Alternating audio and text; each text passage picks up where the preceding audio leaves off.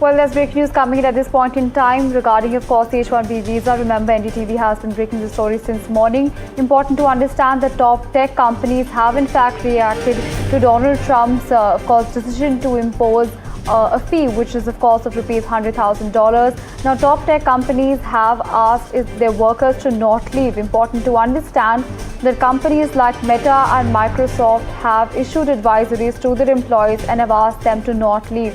This, of course, comes in as there is, of course, a lot of anxiety and uncertainty regarding how these regulations will take shape. This, of course, is an executive order given out by US President Donald Trump. So these tech companies have said that the H-1B visa holders should return to the US and try not to leave the country. Well, on this, we have my colleague Rishabh Bhatnagar joining us on the telecast. Rishabh, of course, there is a lot of uncertainty. There's a lot of anxiety when it comes to, the new executive order that has been passed by the Trump administration. Of course, there are concerns regarding it. It could also be challenged in a court of law. But given at this point in time that there is so much of looming anxiety, what is the latest that you're tracking on this story?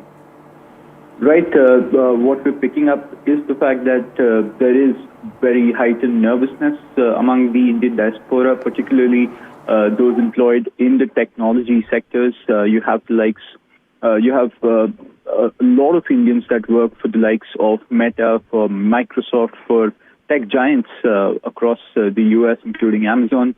And what we're picking up is that they have internally communicated to their employees the fact that it is best recommended for them to stay in the U.S. for at least 2 weeks and for the foreseeable future, or if they are outside the U.S. currently, to return within the next 24 to 26 hours. That is the recommendation that they've sent to their own employees.